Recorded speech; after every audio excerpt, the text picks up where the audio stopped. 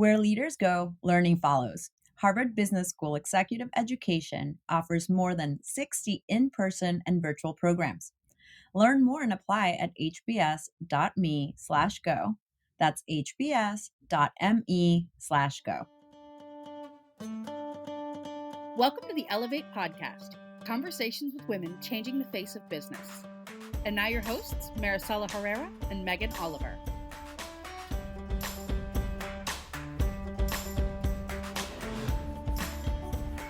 Hi, everyone. Welcome to the Ellevate podcast. I am here with Megan Oliver, my co-host, and I didn't even say who I am. I'm Maricella Herrera. Hi, Maricella. Clearly, I'm all over the place today. That's fine. I got to say hi, Maricella, like when I freaked you out in our one-on-one last week, where it was because I had roommates walking in and out of the rooms, and I was trying to make it clear that I was going into a meeting. And so I was trying to be like, hey, Maricella, but you were just like, why'd you say my name? Am I in trouble? What's going on? Yeah, it felt like when a parent calls you by your full name. Yeah, it's very that's my mom, very Megan Elizabeth, and I'm like, oh God, Well, what did I do? it's also because our listeners won't know this, but most of the people at work call me M. So Yes, when I heard Maricela and not like, hey, M, I was like, oh, what did yeah, I do? yeah. I call you M. We call you M, or in Slap, we just call you MH Yeah. for your initials. You're MH in all of my notes. There's literally I'm reviewing an article for you today, and it's just review MH's article. Yeah. So it's funny how we get used to how people call us. How's it been this week? What have you been up to? What have you been into? I have been into, all right, so we're going to go way back. I talked a few weeks ago about rediscovering a childhood love, which was Toontown Online. And this one was rediscovering a childhood love, but it's been over the last few months, and it's just been fun. So basically, as a kid, I was very much an anime kid, loved it. I eventually kind of fell out of it for a wide variety of reasons. I still check on some of them, but there was always one couple in particularly Naruto, which was one of my favorites. Sakura and Sasuke, I always wanted to get together, always, always, always. But eventually I fell out of the show because it's 500 billion episodes long. But I would check in on them and everything. And they did eventually get together, which I was stunned by, and I was so happy. And they got married and they had a kid, and I was like, yay! Well, now they have the sequel show, which again, haven't really been watching because I haven't watched the show in 15 years. But it was announced that they were going to do a manga version of a novel that they released about them just having a little adventure together, these two. And so I was like, well, now I want to read that. So I've been reading, and then they did an anime adaptation of it too. So it's been such a bizarre experience, reading Naruto again, basically. And it's an absolute delight for anybody who happens to have watched this and maybe fell out of it and you want to just see this. If you ever want to watch two characters that you love get together and end up fighting a bunch of dinosaurs for some reason, dinosaurs have never been a thing in Naruto, and they're just we're just gonna have dinosaurs and he's gonna have a pet velociraptor, and I was like, what is going on? Can I just say how much I love your it's not melancholy, that's not the word I want to say. It's lately you've been bringing things back from your Nostalgia. nostalgia. That's the word. Thank you. I really appreciate that. I've been debating this on the podcast because I was like, I don't know if this is really do I really want to say that this is what I've been into? But I'm like, yeah, I kind of do, because it's been really, really fun. And Sasuke was always my favorite character, even after he turned evil. And that was part of the reason I stopped watching, because I was like, I don't want to watch this anymore. This is sad. And then eventually he turned good again, and he married the person I wanted him to marry, and he had a kid. And 10 out of 10, this was a very cute thing. They were holding hands in it. There's no romance in this manga, but normally in Naruto. And so then they but this was just so cute. And then whoever did the anime, there was one scene where he gives her a ring, and they had it be moonlit, and I was like, this is so romantic. Normally the show is not like this, but I was like, I'm into this.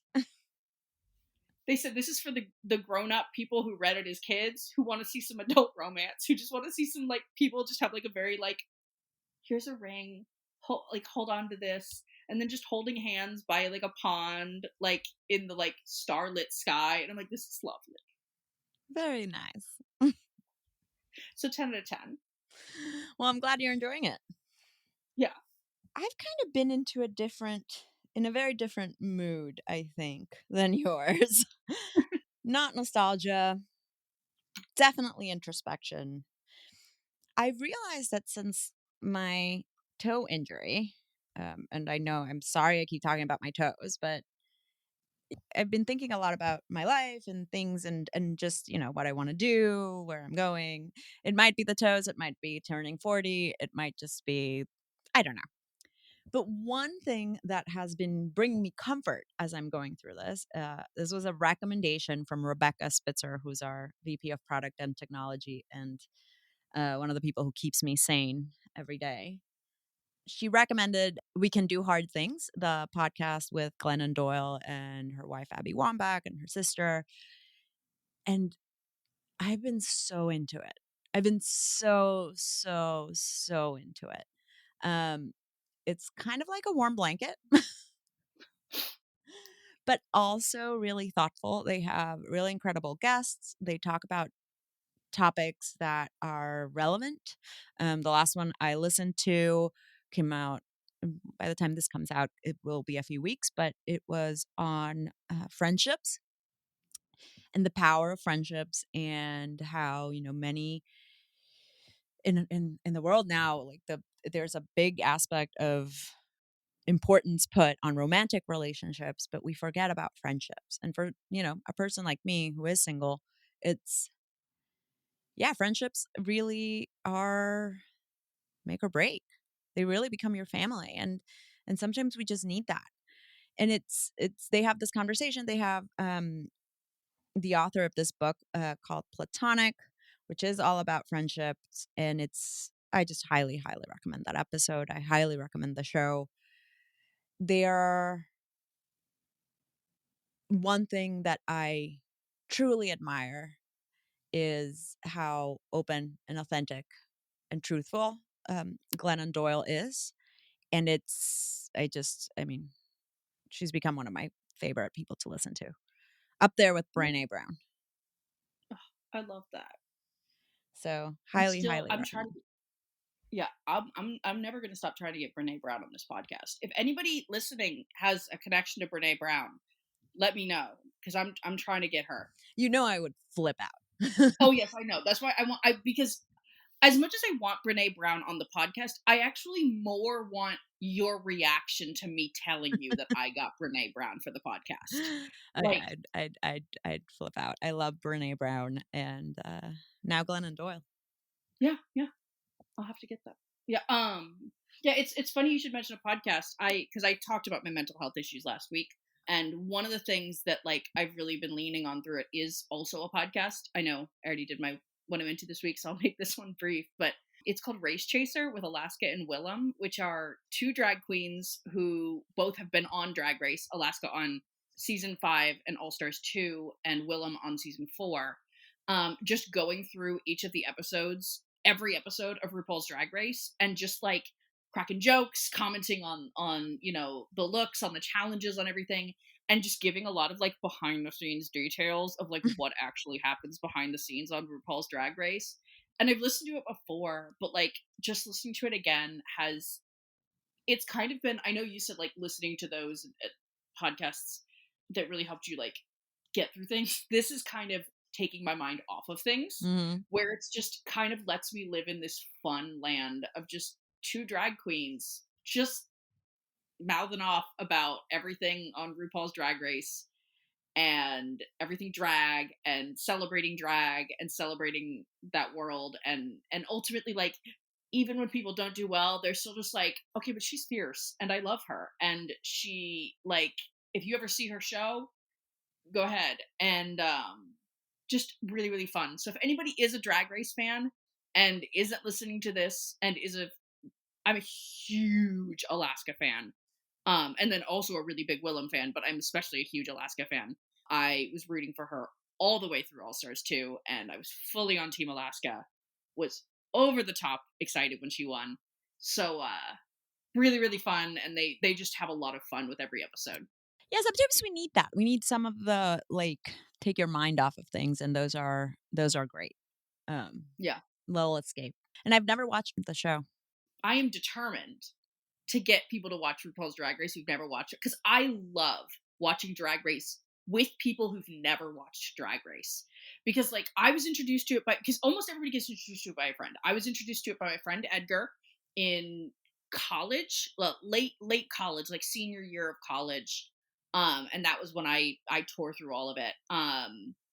And I haven't kept up with the later seasons. The last like several seasons I have not seen, just because they do so much Drag Race now. They do like an All Stars and a regular season every year now, and so it's hard to keep up with. But like, it is the most fun show on television, and it's so good. Yeah, I'll check it out.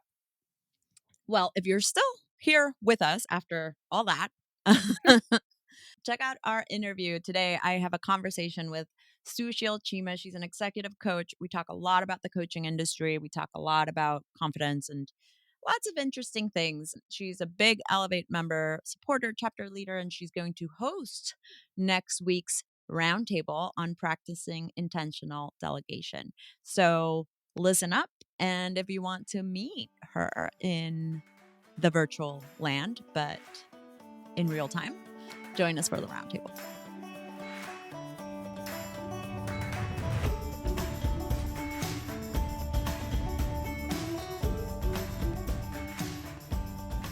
So I'm here with Sushil Cheema. How are you, Sushil? I'm doing very well, thank you. How are you? I'm doing great. It's sunny outside and nice. So I Good. don't know. Getting into that feeling of maybe spring is around the corner, Hopefully, although I know it's yes. not. It's 80 degrees here in Florida, so I'm jealous. It's definitely not that in New York. got it. Got it. I like to start this podcast always by asking the big old question. Just give me some personal background and tell me a little bit about you and kind of what led you to what you're doing now. Sure. So I'm first generation American. My family hails from India, but my parents both grew up in East Africa. I myself, born and raised in the US, grew up in Tampa, Florida, and then moved to Manhattan for college and journalism school, both at Columbia University.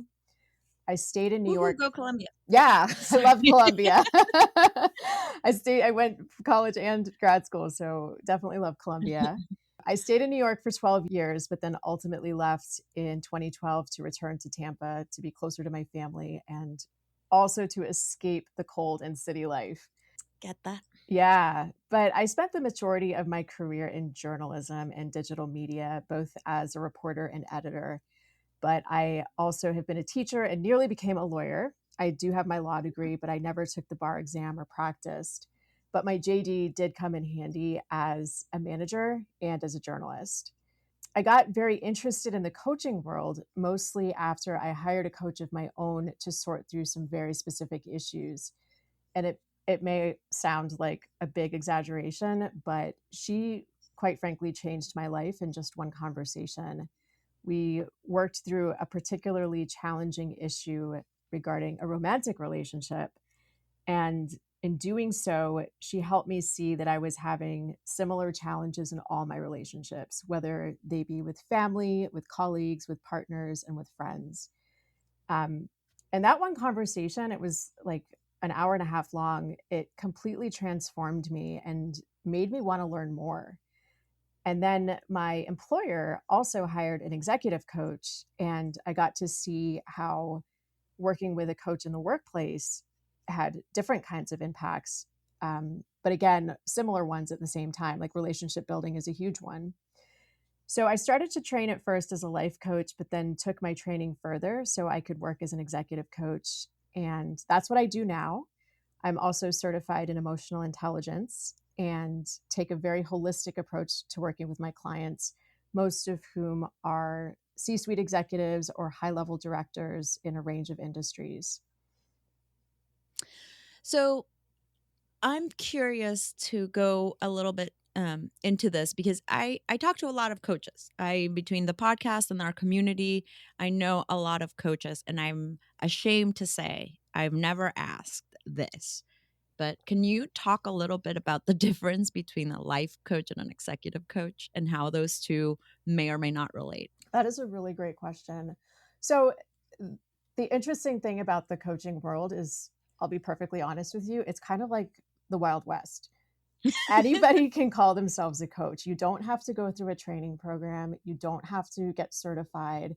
There is the international, the ICF, um, the International Coaching Federation, which it does help to get credentialed from, and I'm working toward my credentialing right now. But anybody can call themselves a coach and hang out their shingle and do their thing. So, a life coach can also work with executives and help them through issues in the workplace. But executive coaches really specialize in working on leadership development. For example, I work on executive presence, communication skills, confidence building, those relationships that are so crucial to helping with collaboration and just getting along in the workplace. So there can be some overlap, but there can also be differences. And at the same time, all of that said, a lot of times I will ask clients like, let's look at this issue more holistically. Let's take it out of the workplace. Where is Mhm. it manifesting elsewhere in your life? So say you're having a self-confidence issue. Where are you maybe not advocating for yourself at home with your partner, with your kids, or with your parents?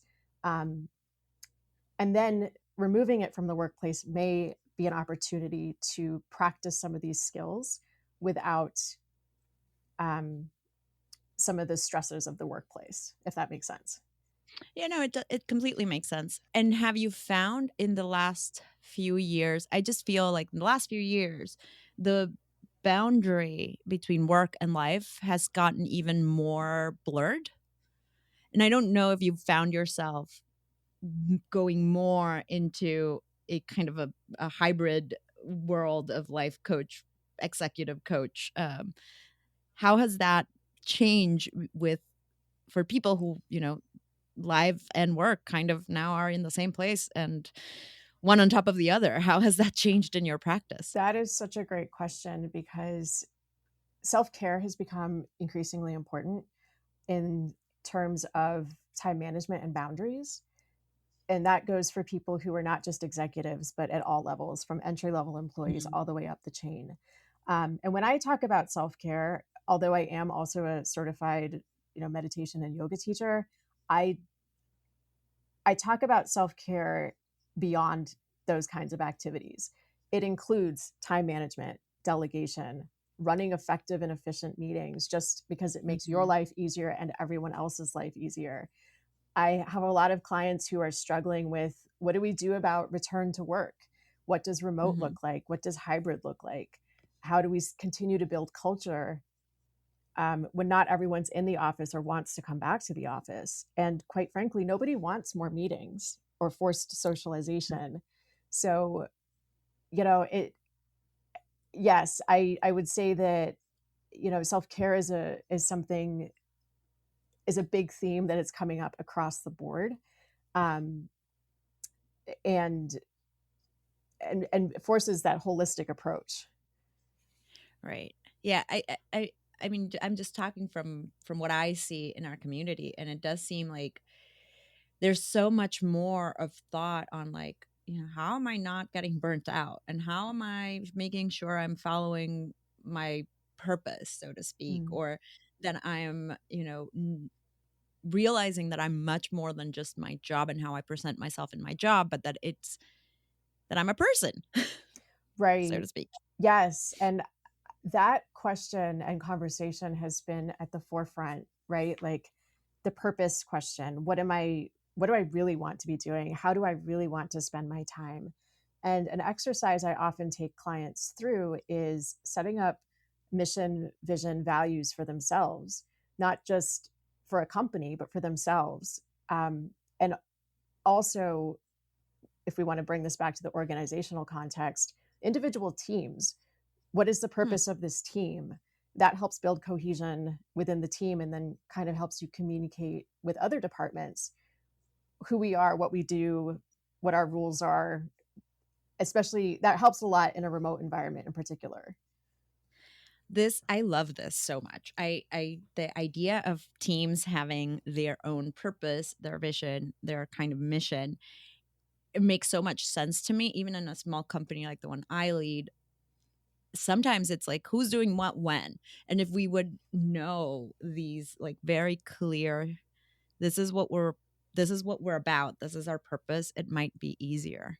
Can you help me understand how, because it does feel daunting on the personal level, like when I hear, get create your mission and your purpose and your value for yourself, I'm like, oh my god, how do I even start? It's very difficult, and it is not something you can sit down and do in an hour or a day or even a week. It is something that evolves over time. I have a worksheet for people that honestly it's in an iteration that I've stopped using it at the moment, because I think it's set up in such a way where people feel like they should be able to do it in a day, but you really can't. So I think it's helpful to start with values, and Brene Mhm. Brown has a really great list of values on her Oh website. yeah. Um, you know, and she also encourages people to limit it to three, because once you get more than that, it starts to either be repetitive or it's just too much to incorporate. But I think values, defining your values, is foundational to the rest of it, to your vision and your mission. Um, and it's something to sit with over time, in your quiet time or when you have those sparks of inspiration. But really taking the time to define the values is the first step. Yeah, I love that. I know exactly what list you're talking about. And I know exactly what episode of her podcast that comes in and what part of her book. I'm a huge Brene Brown fan, as listeners of this podcast and people who have heard me speak in public will know. And I agree, that's a really good exercise. And, the way I think, and I'd love to hear your thoughts because I sometimes talk about values in the context of your personal brand, and I'd love to hear what you think about how those are reflected. But when I came to realize what my values were, or like started at that point in time, because I do believe that values change. One of the things that I had to listen to was that pit in my stomach of when I felt something bothered me. So I realized that I got extremely upset when I saw any injustice. And so that, and reflecting on why that was, kind of brought me more and more closer to understanding what my values were. I love that. I think I know about myself, and I'm going to assume it's the same for a lot of people, that listening to your body is a difficult thing to do. We are so dissociated from our bodies these days. Oh yeah. We don't move as much, especially in the last few years. We don't trust that gut instinct as much for whatever reasons.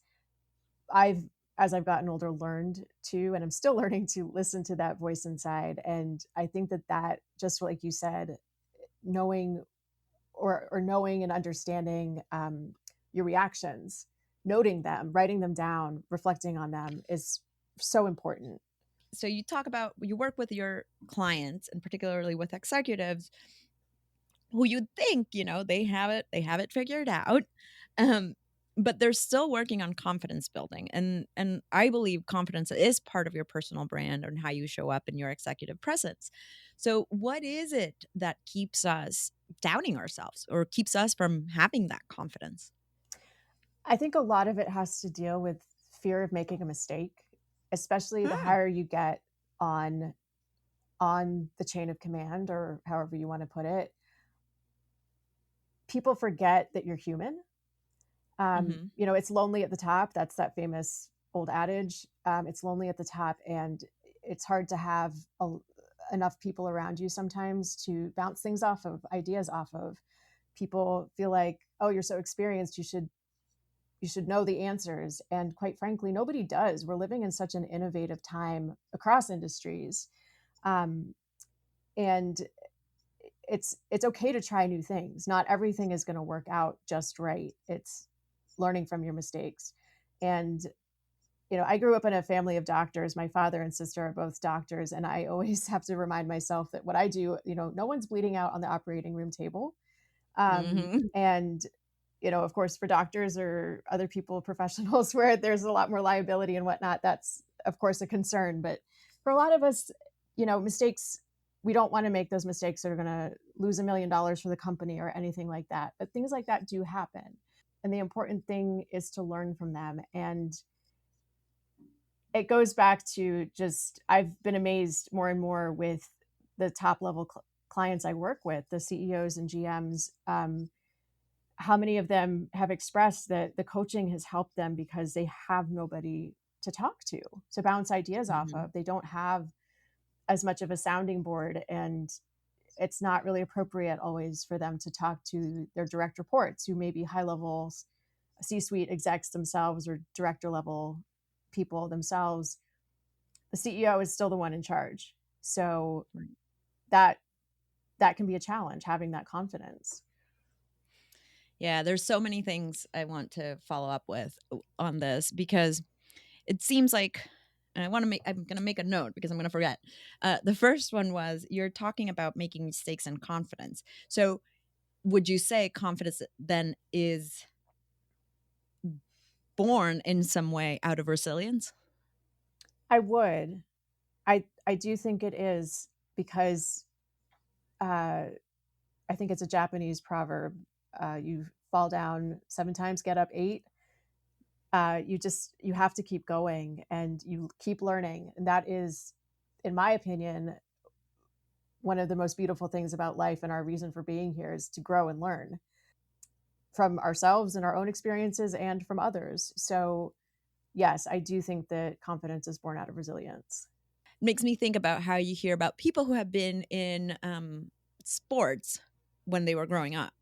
And a lot of what you learn is failure and how to deal with it and how important that is in every aspect of your life. Yes, yes. And athletes are constantly training, right? They have to Right.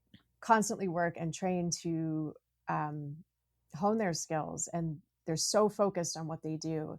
I'm part of a group of coaches that meets once a month, and we part of our monthly meeting is to read a book. And we recently Ooh. read a book about sports psychology and talked about how that relates to coaching.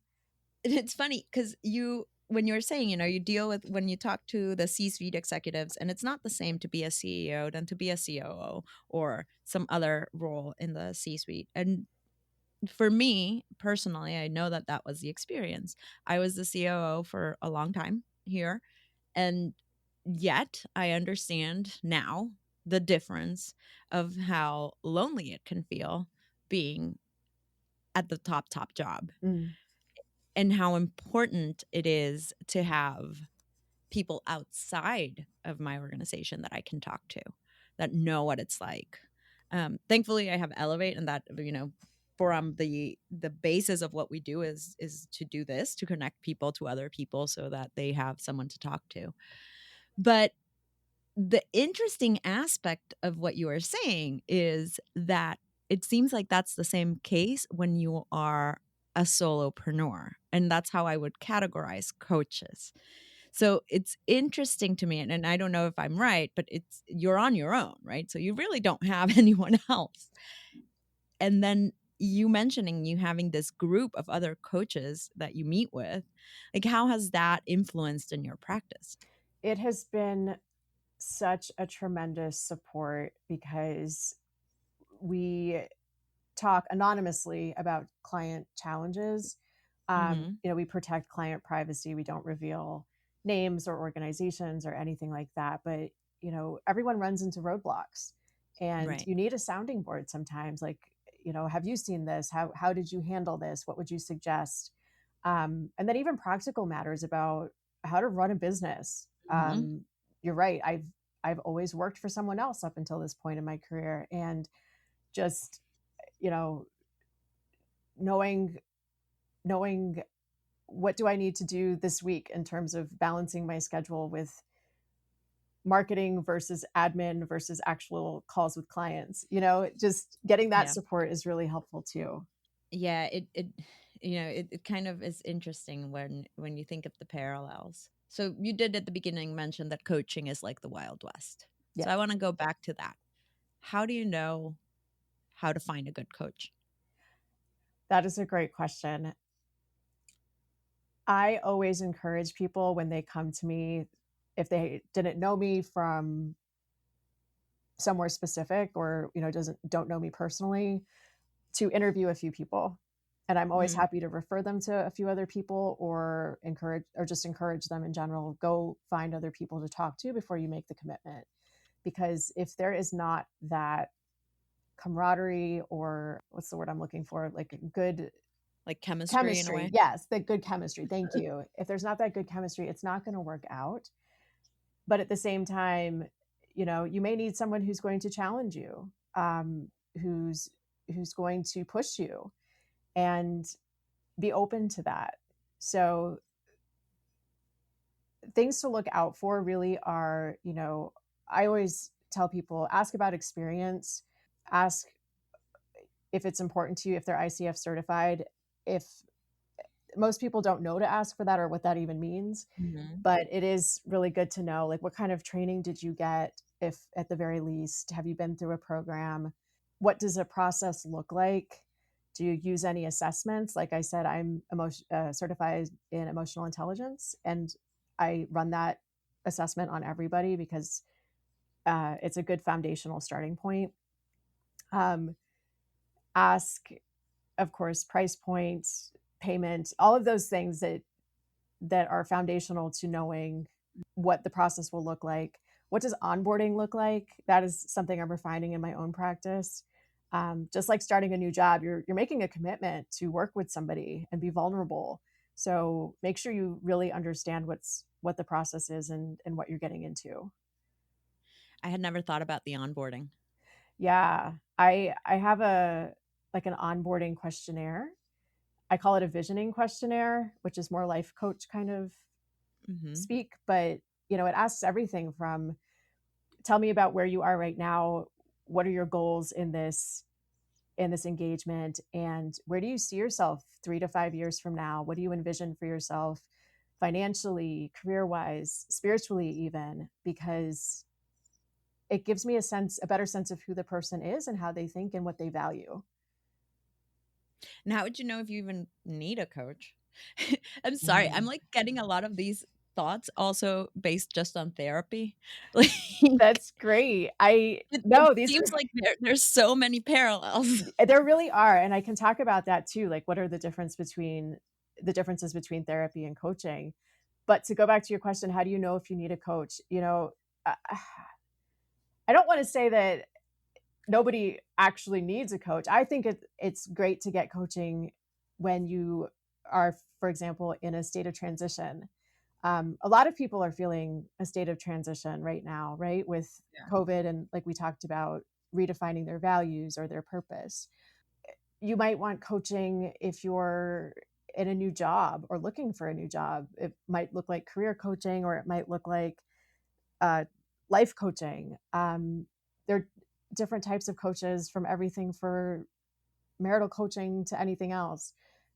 Within the organizational context, if you are struggling with relationships, or people are finding you difficult to work with, or you're finding it difficult to work with other people, you might consider coaching because you'll see where your limitations are and how to better communicate.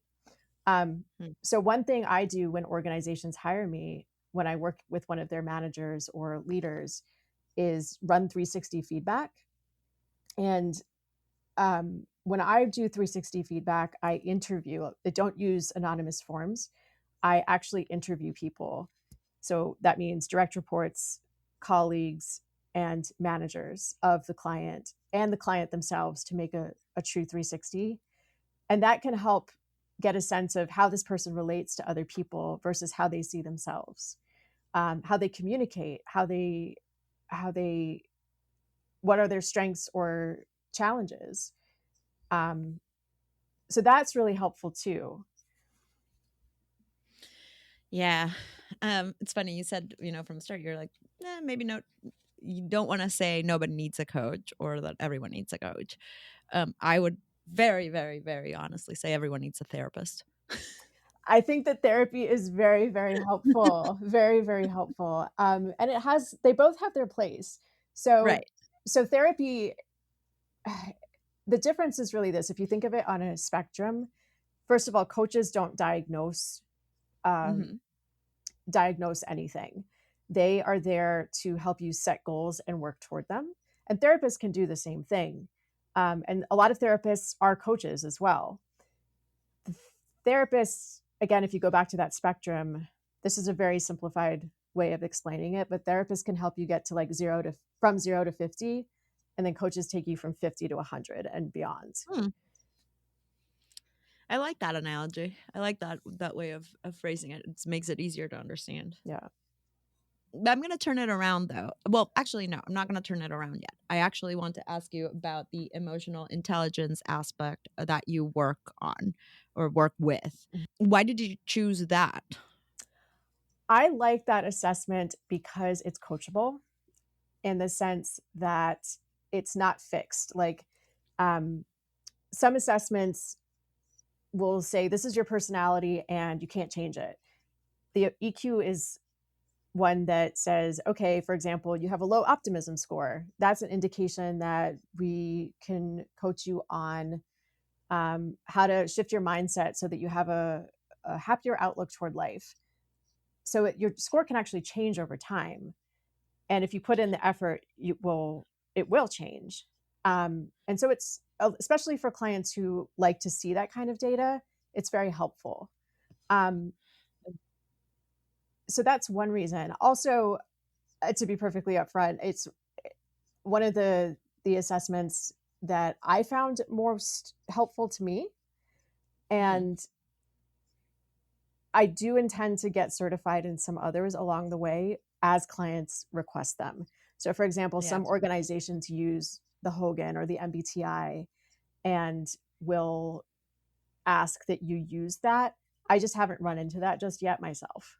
So we talked a lot about how to find a good coach and what makes a good coach. But again, because it is like the wild, wild west, and because you come from a different background and then went into this, what would you recommend to people who are looking for or looking into or thinking of going off on their own and starting something in this line of business? I definitely recommend working with a coach yourself to Hmm. really understand what it is that coaching is all about. I also recommend knowing what your goals are, not only from a coaching engagement that you enter into yourself, but as a coach. Um, why do you want to do it? What do you hope to gain from it? What is your purpose in pursuing it? If you think you're going to make a lot of money right out the gate, that's probably not going to happen. But just like any other business, there's a learning curve, there's an investment, and whatnot. I've just seen so much stuff out there where I don't want to call them false promises because maybe there are people making a lot of money out the gate, but I think that there's this idea that anyone can be a coach and it's, you'll go travel the world and sit on a beach while you talk to clients. I don't think Sounds lovely. it does sound lovely. And you know what? I'm sure there are people doing it, but I think knowing there's more to it than that is really important. I have professional liability insurance, for example, because there is liability with some of these things. My understanding is that most people never have to use it, but you do need to have it. Um, so, like I said, yes, anybody can really become a coach. It's not necessarily a regulated profession, but as with anything, just know your goals and do your research. And I really do recommend training. And I think what you started with, which is also like experience it yourself, right? Get a coach and see on that what it is like being on the other side is probably really important. That was really crucial to me also. Talking one-on-one to people, even if you only take 2 clients a day, it's a lot, it's a lot of Yeah. emotional investment, and you might get triggered or things might get stirred up based on what you hear. So, knowing how to take care of yourself is really important here too. Knowing how many clients is enough for one day. Um, Last May, for example, I booked too many clients and had like 5 speaking engagements all in a week. And by the time it was over, I had no idea what day it was and was completely exhausted.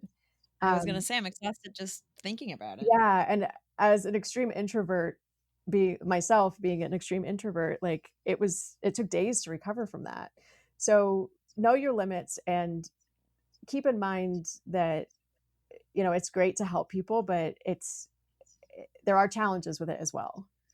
We've talked about your career change and kind of advice for people who are looking into that. But this does make sense. There are reasons why I change careers. We don't always have the best experience. What's the worst job you've ever had? So I've been really fortunate to have great job opportunities come my way. That doesn't mean they were all perfect. I really loved being a journalist and left for a lot of reasons to pursue other opportunities, of course. But I would say the most challenging situations have been when I have had a difficult time connecting with a manager.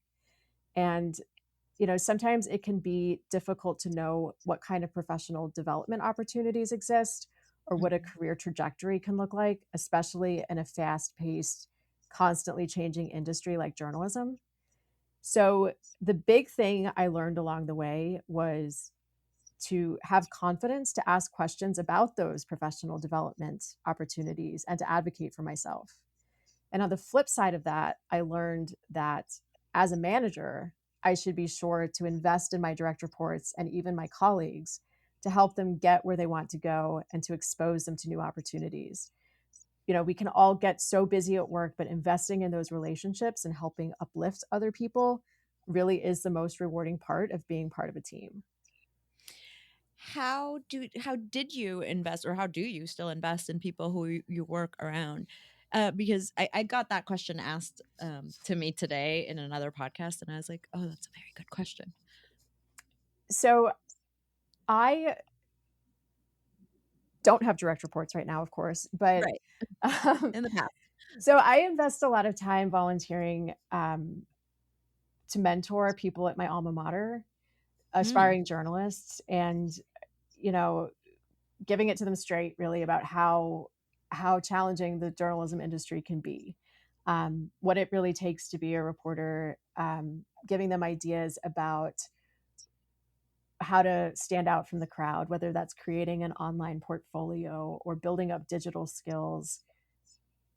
A lot of people still want to be traditional magazine writers and write long stories, but that is not where the jobs are, quite frankly. mhm, Um, so that's one way. And another way is, well, when I was still at my last job, for example, just really having straightforward conversations with my direct reports about where do you want to go. I encouraged one person who was kind of plateauing and didn't really know what to ask for next to look at job listings. I wasn't saying, go apply for another job somewhere else, but go look at job listings and see what's out there that we might be missing at our company. Maybe you can pitch something. Maybe you can create a role for yourself. Um, During the pandemic, for example, a lot of journalists that I knew were reskilling to become UX designers or UX writers. And, you know, that's not for everybody, but I encourage people to look into that. Just see what it's all about. that's really great. Both the fact that you're encouraging them to see, what else is out there, and not necessarily, like you said, to go get a new job, but what skills do you need to develop if eventually in the future you want to get a new job? And also, what skills are we missing currently in house? Right. I think it's a really good approach. Yeah. And to be fair, it sounds like you were coaching. Yes, there was a little bit of coaching there. Being a manager there is a lot of coaching that goes into it. We get Yeah. so caught up in the day to day, like I said, but if a part of a manager's job is to help their people grow, so we have to find time to do that. Yeah, I'd argue that's your number one job, Right. really. When you are become a manager, you think it's about doing a bunch of different, I don't know, bunch of different things. And yeah, you do a bunch of different things, but in many ways is watching someone do your job in a worse way than you would do it and helping them figure out how to do it in a much better way than you would do it. It's funny you say that because a lot of times I tell new managers who are struggling or feel like they're struggling, keep in mind that nobody teaches you how to be a manager. Very few Right. people get actual hands-on training about what it means to be a manager. Usually you just get a title and hopefully a pay raise, and all of a sudden you have people reporting to you and you have to figure it out. Um, Hmm. and so you've likely learned habits from your own managers, whether they're good or bad, and everyone's just trying to figure it out. So Yeah. In my opinion, that is why a lot of, I'm very passionate about this topic, by the way, but in my opinion, that's why a lot of the culture within business is the way it is now. And it's so not necessarily the most human friendly. And it's because managers are the ones that can influence it the most. And we're just thrown into the wild. yeah, that makes sense. Yeah. Well, thank you. This has been great. Thank you. I This has been a pleasure. Well, we're going to do our little lightning round. So these are fun questions. Just I like to get to know you a little bit better. So, if you could have any superpower, what would it be? I would control the weather. Hmm, that's actually a really good one. And the first time I've heard that. Oh, they're good. Yeah. Favorite mythical creature? The phoenix. I said that too when I was asked Oh, this. really? Yeah. If your house caught on fire, what's the first object you would run to save? So I actually had an electrical fire in my condo that I rented a few years ago. Oh no. um, and quite frankly, I didn't have a dog at the time, so I would grab the dog, of course. But Right. and besides that, in my purse with my keys and my phone, I would probably grab the pictures off the fridge of my parents and my fiance. Oh, I like that. Best piece of advice you've ever been given? Trust your intuition. That's a very good one. Does pineapple belong on pizza? It works for me. I'm with you. I'm pro pineapple. And finally, what's one thought you'd want to leave with our listeners? Think less about what you are doing with your life and more about what you are creating. I like that. I like that. Thank you for that one. That definitely it's a great way to end on. You're welcome. Well, this has been fun. Thank you so much, and it was a pleasure having you here. It was lovely. Thank you.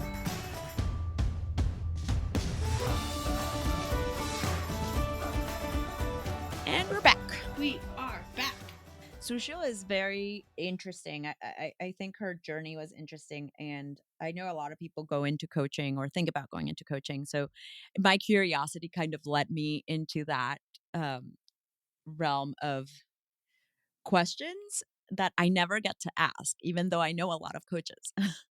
Yeah, I know a lot of coaches too, but like I think so often when I'm talking to coaches, they're so excited to coach because they love coaching that they like want to get into like, all right, what are you going through, Megan? Like, Yeah. what do they want to help coach that you never really get to ask questions like, okay, why are you a coach? Like, what brought you there? What's it like being a coach? And so it was really cool to hear her go into like the details of coaching behind Yeah. the scenes.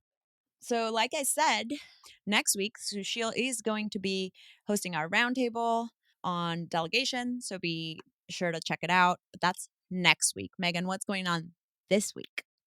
This week at the Ellevate Roundtable, we are going to be talking about make standing out in a male dominated field work for you. That's this Thursday. Huge topic. Uh, very relevant. I think tons and tons of our people at Ellevate. I've talked to so many people, whether it's at an Ellevate 101. If you're new to the Ellevate community, come join us at an Ellevate 101, or a roundtable or a community circle, have talked specifically about being in male dominated industries. I know about 1 million of our podcast guests have talked about that. So if that speaks to you, please join us on Thursday. We don't have any community circles coming up. This is just kind of one of those weeks where none of them fall in, but like we have 7 of them running a month. So definitely be sure to check out the website and check out our community circles and see what all is coming up.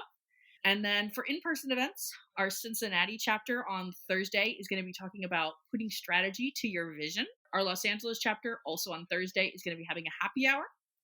Our San Francisco chapter is going to be continuing their Courageous Resilience series of events. This one about being intentional and energized for work. That's going to be next Tuesday. And then next Wednesday, our New York chapter is going to talk about how to unlock potential within yourself and your team by embracing equity. Going to be very, very big. And again, all of those are in-person events. And so if you really want to get some in-person networking going, those are the places to go. Cincinnati, Los Angeles, San Francisco, and New York. And frankly, keep an eye out. Our chapters are always posting new events. There could be new ones by the time that this goes live. Like, keep checking out our website, www.ellevatenetwork.com, for our events. Just keep an eye on that page. Yeah, and these are just the ones happening this week. If you go on the Yes. page, you'll see everything that's coming up. Our chapters are hosting tons of events. I know you're mentioning one that's coming up this week in New York, but in a couple of weeks, we're hosting another one in New A York big on one. March 15th, which is going to be our special event for International Women's Day. And I'll be moderating, which I'm very excited about. So also come and see me in person. Yes, come and see you, not just virtually, but in person. That'll be really big. And I can't wait for that one. I'm in the Slack channels that are all about planning those. And so even though I'm more on the marketing side, not on the planning side, just seeing what the product team and what the events teams have been cooking up, it's going to be really cool. Yeah, it'll be fun. Yeah. Well, let's celebrate some history. Do you want to go first this Yes. time? Yeah, I will gladly go first. So, our history makers this week, Manuela Roca Bote became Equatorial Guinea's first woman prime minister. Rose Christiane Osoka Raponda became the first female vice president of Gabon. Yeah. The top 2 ones today, very big. Yep. Big deal, both of them. Deborah Hauser became the first woman superintendent of Middletown City Schools Board of Education. Kathy McMorris Rogers became the first woman to lead the House Energy and Commerce Committee. Audrey Todd Davis became the first woman captain of the Baxendale Volunteer Fire Department. And Manpreet Monica Singh became the first female Sikh judge in the United States. Big deal. So congratulations all on all of those shatterings of history. If you want to keep listening to women who are shattering history, be sure to follow us on social media, as well as keep listening to the podcast, because we do this every single week. Yep, and it's one of the highlights, honestly. It's so much fun to see how we are blazing trails. Yeah, it's the most fun thing for me to research for this podcast. Every week I'm like, oh yes, I get to look up I'm like making sure that I have everything all set for the podcast. I'm like, oh, I still need to do the history makers. Woohoo! And next week we'll be talking with Natalia Ball and Molly McAllister. It's a 2-on-1 interview. They are part of the Mars Pet Care family, so to speak. Natalia is the global chief brand officer at Royal Canin, and Dr. Molly McAllister is the chief medical officer at Banfield Pet Hospital. We talk a lot about supporting parents coming back to work. They're great. Actually, I had so much fun talking to them. And I'm sure when you listen to the interview, I'm not even going to give any spoilers. When you listen to the interview, you will see why. I mean, I had a lot of fun talking to them. Yeah, I'm excited. We haven't had a dual interview in a while. I think since we did the one on the report, the McKinsey report on women in the workplace. I don't Yeah. think we've had a dual episode since then. Yeah, it's been a while.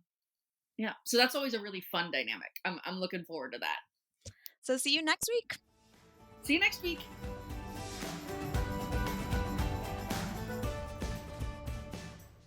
Join an exceptional peer group to sharpen your leadership skills and advance your career. Harvard Business School Executive Education now offers in-person and virtual programs. Learn more at hbs.me/go. That's hbs.me/go. Thanks so much for listening to the Ellevate podcast. If you like what you hear, you can subscribe, give us 5 stars, and share your review. You can learn all about Ellevate membership and all the great things that Ellevate Network is doing at our website, www.ellevatenetwork.com. That's ELLEVATE network.com.